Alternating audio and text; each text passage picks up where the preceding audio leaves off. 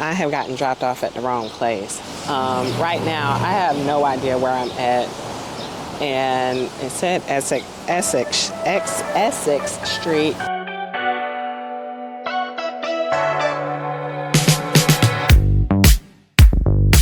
Right now, I am just kind of standing and waiting for the Uber. No, I'm waiting on the Uber. I don't know. No, that girl was in there, but she's crazy. Oh, she was sitting on the porch trying to talk to my men, and then she attacked me. I hope it gets better for you. Okay. Well, I don't know what side of town I'm on, Lord. Let me go to the corner where the cars are. That was interesting.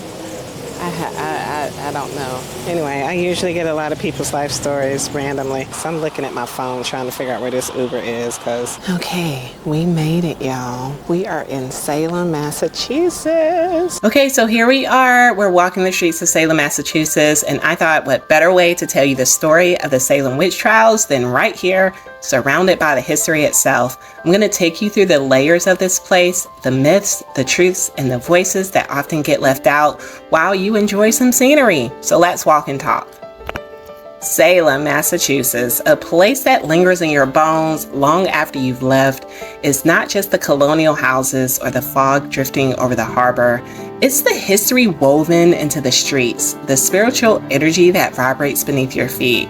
I chose to come here because I want more than postcards and witch hats. And trust me, I saw a lot of people walking around with witch hats.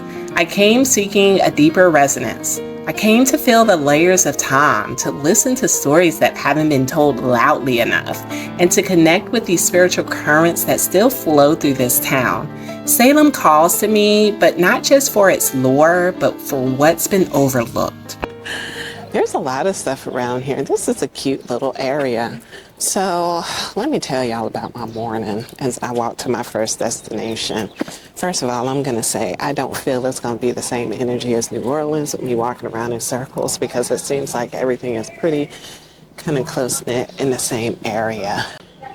Yeah, this lesson is breathe because I felt so bad leaving my toddler who has been running a fever for God knows whatever reason, having to take him to the ER the other night. And then I was like, okay, let me go ahead and do a healing ritual on him. So I did that yesterday. So I already felt horrible leaving him. I'm waking up at 3 o'clock in the morning to make sure and check his temperature. And I realized, okay, we're out of medicine. So I'm running to the 24-hour Walgreens to get medicine. And then I wake him up and then he's being so super clingy. And I had to lie to him and tell him I was going to the bathroom. And I felt so horrible. Like I really just wanted to start crying. I missed my flight because in the midst of going to Walgreens, I'm thinking my flight doesn't leave until 6. Well, it was 5:15 and I got back from Walgreens at like 4:30. And then I had to drive another 20-some minutes to the airport. It's been a moment. This whole week has been a moment. Getting caught up with orders and everything else. Everything turned around though when I got still and I took a moment to ground. My missed flight, they put me in first class, and then my son woke up and no more fever. Life is good, and here we are. Let's take a step back. Salem was founded in 1626, not as a haven for witches, but as one of New England's most vibrant maritime towns. Its wealth was built on fishing, shipbuilding, and global trade. Ships from Salem carried East Indian spices, Asian silks, and Caribbean rum. Poet Nathaniel Hawthorne called it home centuries later, inspired by its history. You can still walk past rows of Georgian and Federal-style homes, stonemakers of colonial life. And don't forget King Philip's War, a brutal chapter in the 1670s that shaped colonial identity and laid the groundwork for suspicion and paranoia in mixed communities. This wasn't just Salem folklore, it was real life. Today, Salem is many things: a living museum, a gateway to spiritual exploration, a reminder of how ordinary lives shaped extraordinary histories. Around here, you can find just about anyone to give you a tour of the 1692 witch trials that erupted. But let's take a breath, because it wasn't just superstition that sparked fear. It was economics, isolation, race, faith, politics, and the supernatural language the Puritans spoke fluently. And that brings me to Tituba, one of the first names spoken when those trials began. Records called her Indian. She was possibly Arawak, captured in or near present-day Venezuela and brought to Barbados, where she was then enslaved under the Paris's household in Salem. She may have been married to another individual named John Indian. And in the Paris's home, she cooked, cared for kids, and became Reverend Paris's scapegoat. And in early March 1692, Betty Paris and Abigail Williams, they fell into this mysterious fits. A doctor recommended a disease detection method called witch cake, which is a mixture of urine and rye fed to a dog to identify a witch. Now, let me just stop here and say is that this doctor had 2 weeks of medical school, and automatically he was brought in to give some type of diagnosis. I think that plays a very key role here, because had this been a more well-informed, more educated doctor who had experience under his belt, I'm sure he would have been able to identify something else that was more fitting to what was happening. But I digress. When the fits continued, the girls, of course, accused Tituba. Under threat and possible beatings, she confessed. I think that she was beat into submission, beat to give a confession that just saved her from getting beat any longer. Her confession was vivid. She described a man in black called the Black Man who offered her freedom and power. She spun tales of shrouded shapes, transforming animals, her riding a stick, and then others in Salem joining the devil. Spirit, are you here? See, she's still messing around with them dollar store candles. I just told her last week to go and join the schoolofmagic.com. I don't know why she tripping. I just told her she need to go shop at houseofwebotanic.com and chill TF out. If you've been waiting for a sign, this is it. Go shop now at houseofwebotanic.com and join now at the schoolofmagic.com. She definitely named some other people that was in on this. She named Sarah Good and Sarah Osborne. And that confession just unleashed panic. Oh my God, the devil's presence was suddenly real, and it was local. She wasn't burned. Her confession actually spared her from being hung, but she was confined for about 13 months in prison or jail, in a torture chamber, pretty much. Eventually, she was freed after a benefactor paid her fees, and she vanishes from records. But the myth never died. Over time, writers added layers. Tituba became a voodoo priest, a dancing pagan, yet original registries show her belief system reflected European magic. She was racialized over the centuries, labeled as Negro or Black or rarely Indian. Think about her, an enslaved, disciplined, terrified person of color, spoken for and spoken about. She spoke words to save her life, and those words ignited a firestorm.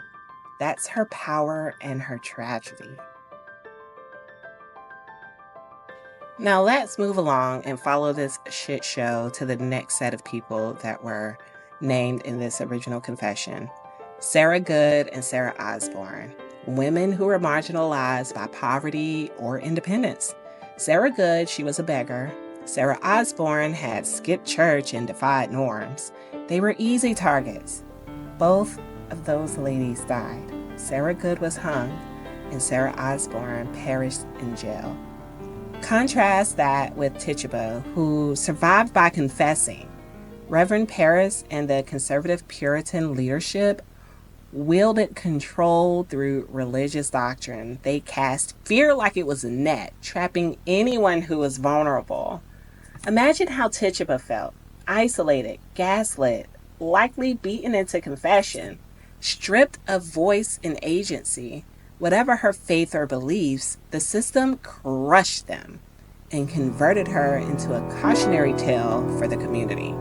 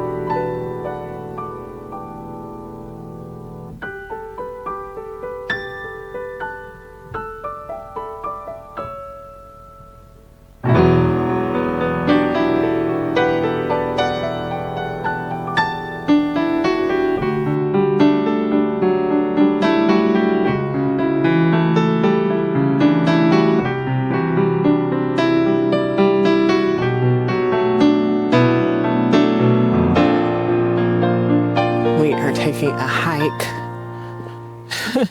what looks to be a historical home neighborhood. A lot of the houses have these signs on them. Let me show you. Signs indicating who the house is built for, when the home was built. It's quite picturesque. Something that I find funny, as I was walking, I was thinking, I was like, I always find myself outside of the tourist area, because this is definitely not the tourist area. Ain't nothing wrong with it. It's just not the tourist area. So we on a mission. I think I'm about to roll up at somebody's house. I'm going to the original site of where 5 of the 19 people were executed.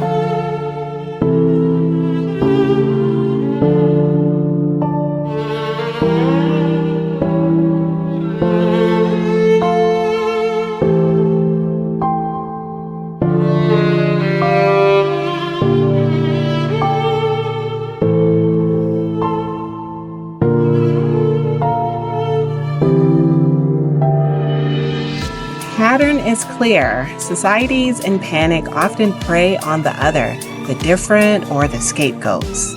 Now look at us. We're not out here lighting bonfires, publicly, hanging folks or burning people at the stake, but we have virtual pyres. Social media is obsessed with counseling, shaming and dehumanizing folks, and often with no due process. Someone says the wrong thing just once, and before you know it, a crowd of judges are surrounding them, issuing a sentence for life. That person's life just unravels. And just like in Salem, we feed off negative energy. We don't give proof. We just operate on fear, assumptions, identity politics, and the need to belong to the righteous majority. That's modern witch hunting at its best. Same beast, new language.